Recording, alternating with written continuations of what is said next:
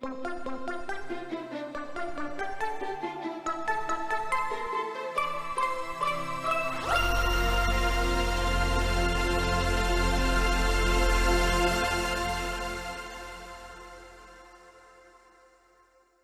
afternoon, everyone. So I have 15 minutes, and I do set the clock. I have a lot to cover. So I'm going to give an overview of the past, the present, and the future for the pediatric HIV cure agenda. And as a disclosure, I did serve as a member for the ViiV Healthcare Scientific Advisory Board on remission and cure strategy. And so, as Mark mentioned, the major barrier to HIV eradication and cure is really in virtually everyone living with HIV, except for the few cases of cures in adults. There's a reservoir for HIV that's established in resting memory CD4 T cells. What you see is in orange is this reservoir is generated in the process of immunologic memory formation. So when you encounter an antigen, your natural immune response is to develop immunologic memory to survive for your lifetime. And so HIV infects activated CD4 cells generated in the context of effector memory formation. A few of these cells revert to a resting state. With now HIV integrated provirus, the resting state permits the virus to actually remain in a quiescent state, and it is viral quiescent that promotes immune escape and also escape from our current antiretroviral therapies. So the major goal of HIV eradication and cure strategies is to really limit or clear this main reservoir for HIV. And this reservoir becomes really significant when patients go off ART. And as Mark showed in the shared trial, really unanimously, almost everyone rebounds. The rebound time is 2 to 4 weeks, and also in children. And what you see on the right-hand side is even adults treated for 10 years, that rebound time point is not changed. And so what this time to rebound is actually because we have no biomarker that's predictive of ART-free remission and cure, and I'll briefly describe that. The current metric to really identify whether we're having any efficacy of our interventions is whether when you stop antiretroviral treatment, you can actually change this time to rebound. And so exactly what that time to rebound should be is unclear. In some studies, it's 24 weeks. For our very early treatment trial, we chose 48 weeks or more to serve as a benchmark for efficacy of very early treatment of newborns.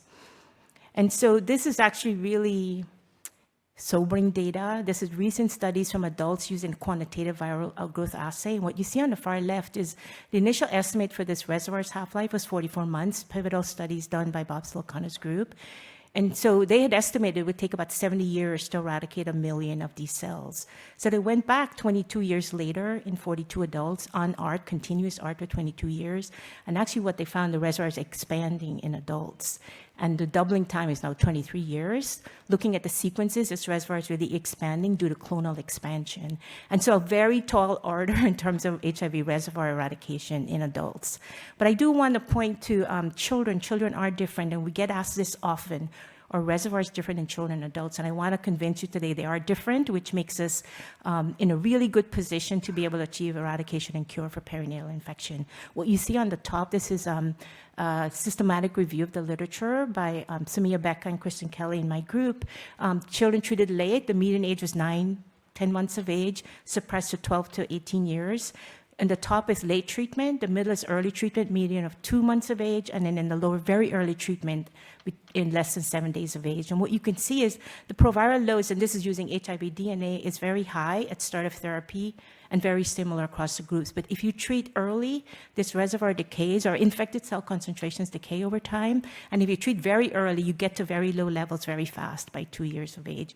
So together, these studies really are in stark contrast to adults. Now, we have individuals and children who are living in 20 to 30 years, so the extent to which this reservoir would expand in adulthood is unclear, and we really need to understand that. So we think this unique outcome of pediatric infections, and so we need to get to remission control before late adulthood, we believe, is really the immune environment in which this reservoir is established. Naive CD4 T cells predominate 90%. It's less immune activating environment, and it's very tolerogenic. And so we think this really restricts reservoirs from forming. And so, as I said, the major goal of ART-free remission in cure therapeutics is to reduce this reservoir substantially to delay viral rebound of ART. And we know that reducing the reservoir delays viral rebound from the cases of cure in adults where you have marked reduction, 4-log reductions in the reservoir that's led to long-term, lifelong control of ART. And so the main strategy is really to reduce the reservoir listed here in 3 categories. This is a slide made for a review by Kristen Kelly, PhD student in my lab. The top one is really what we focused on in pediatric HIV infection, very early therapy and early therapy.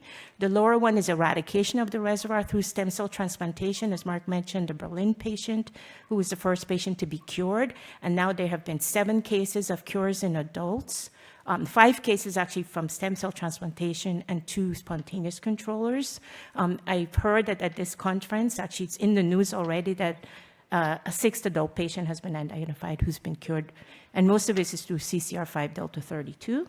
So I'm going to stick to very early treatment of newborns, and this strategy was really started actually even before the Mississippi Baby as part of the IMPACT network, but then we identified this case of treatment at 30 hours leading to 27 months of remission.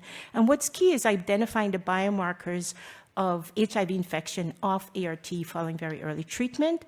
And as you can see, this child had normal CD4 counts, was HIV antibody negative, normal levels of immune activation, no detectable replication competent reservoir. So I'm going to present quickly the data we presented at CROI, which is IMPACT P1115 version 1, which is meant to replicate the case of the Mississippi Baby, in which we had 2 cohorts of infants enrolled in 30 clinical research sites in 11 countries around the world, many diverse HIV subtypes. 54 infants with confirmed infection entered the study. The plan was to stop ART at around 2 years of age, but because of COVID, this was delayed.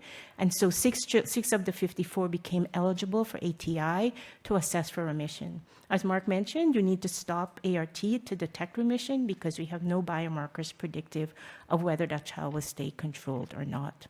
And so I'm going to talk about, we had to have very strict criteria of which children starting very early therapy within the first 48 hours of life would actually become eligible, and to have to reconsent to stop antiretroviral treatment. And it had to do really with maintaining sustained virologic control from the newborn period through from 48 weeks onwards through the time of ATI, stopped breastfeeding and had to reconsent to start. And then we had biomarkers that they need to have, which is normal CD4 percentages, having no HIV DNA detectable, with large volumes of cells tested, and also having being antibody negative.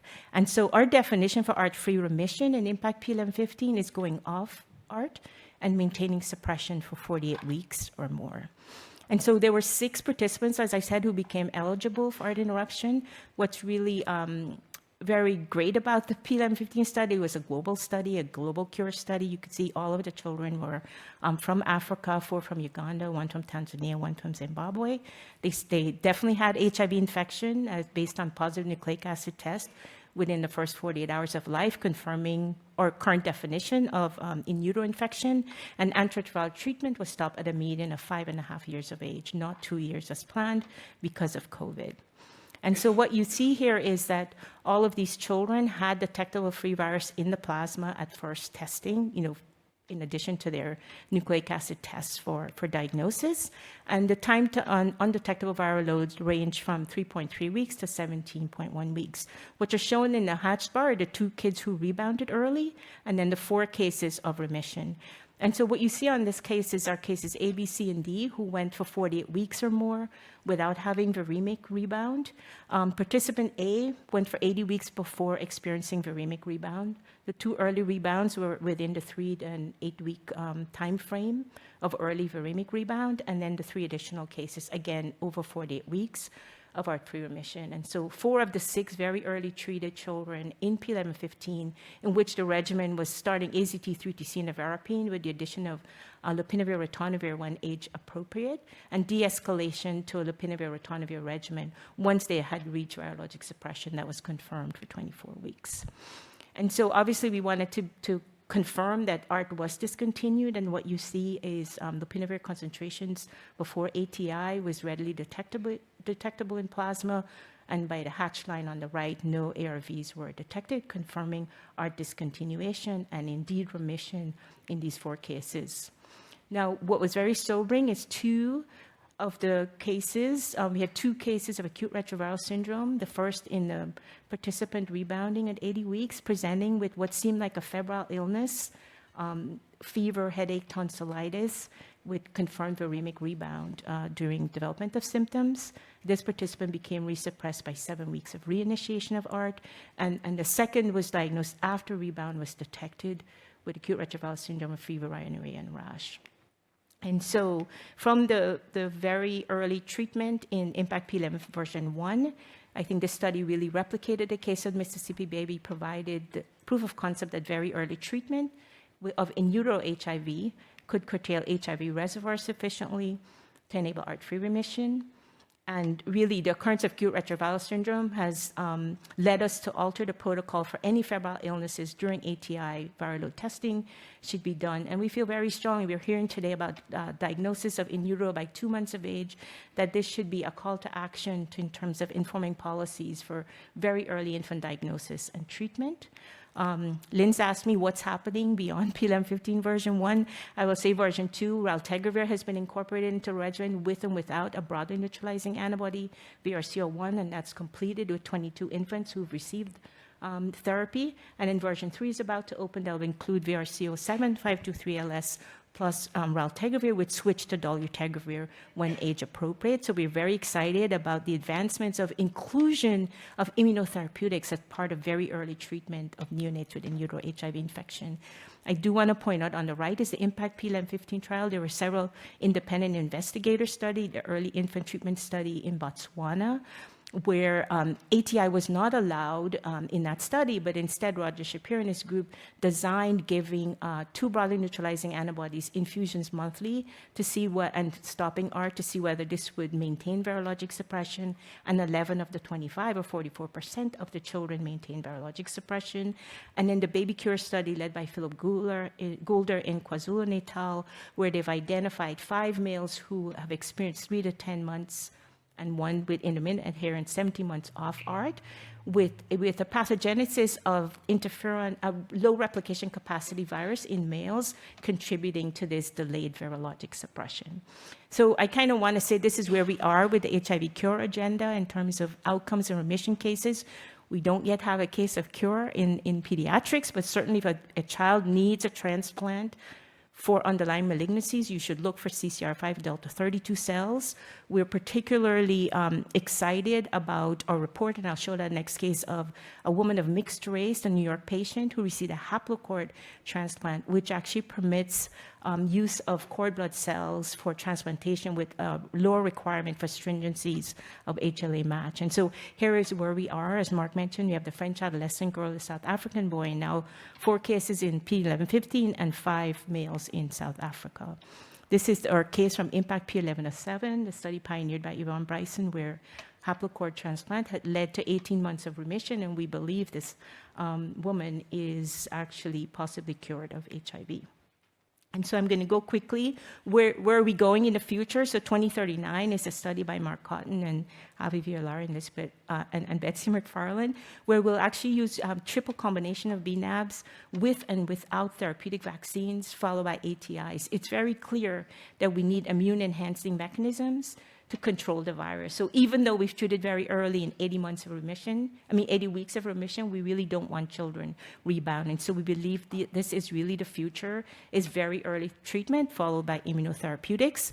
IMPACT 2042 is the Totella Plus. Again, triple BNABs will be given 6 months to 25 years of age, so there's room for young adults living with perinatal HIV to experience these immunotherapeutic strategies, with a plan forward to have these more widely available as part of therapies. I do want to point out the hurricane study done by the EPICAL Consortium, Paulo Palma, and MHRP has just been completed. It's a HIVIS DNA vaccine with a TLR4 agonist as part of an HPV vaccination strategy. And not listed on this slide is Impact 2015, which is a study looking at the CNS as a reservoir, in which we identified young adults, 18 years suppression, 11% had free virus in the plasma, 72% had cells bearing HIV DNA, highlighting we need to pay attention to other reservoirs beyond the latent HIV reservoirs.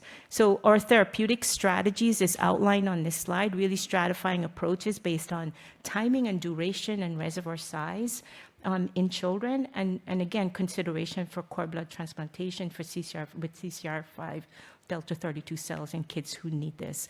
I want to quickly end with the future. We're very excited about the preclinical findings in the Pave Martin Delaney Collaboratory, where AAV vector delivery provides an opportunity to use a gene therapy or gene delivery approach to BNAbs. These are injected into muscle cells and live for a very, very long time producing their antibodies. And so this is the preclinical data from Mauricio Martins and Nancy Hagewood, in which infant macaques were given AAV vector delivery, ECD4IG in 101074, and 8 of the 10 animals maintained suppression of ART. 2 rebounded, but then it was associated with anti-drug antibody that actually waned over time, which is a very unique feature of the infant macaque models. We believe this is ready for prime time for development, but we'll need community engagement and stakeholders engagement, because there's already been a study done of the safety of AAV delivery of BNAbs in adults with HIV. And this is a study of 8 adults who've received the AAV vector delivery of VRC07. The main barrier for this strategy in adults is really the development of anti-drug antibody, which we don't really see in the pediatric setting because of the relative tolerogenic environment in which HIV is established. So to conclude, we've made significant advances in understanding the latent reservoir, but we need to do more work in other sanctuary sites. I think you'll hear some very interesting data from Barbara Lawton later on the CNS as a reservoir. Cases of ART-free remission, I think, provide evidence that we can perturb these reservoirs, but we want to be able to control them so that the virus, we don't have to do frequent testing, is the virus back or not, which is a real strain on the families and care providers, very stressful at that visit, whether a rebound would have occurred or not. I do believe our findings should be taken into action in terms of identifying in utero infections and very early treatment. But I think what's most rewarding about this agenda is really this therapeutic goal of reaching for ART-free remission and cure, the investment we've received from our partners, NIH, and industry partners, really investing in new therapies for children and immunotherapies for children, which will avert a lifetime of ART.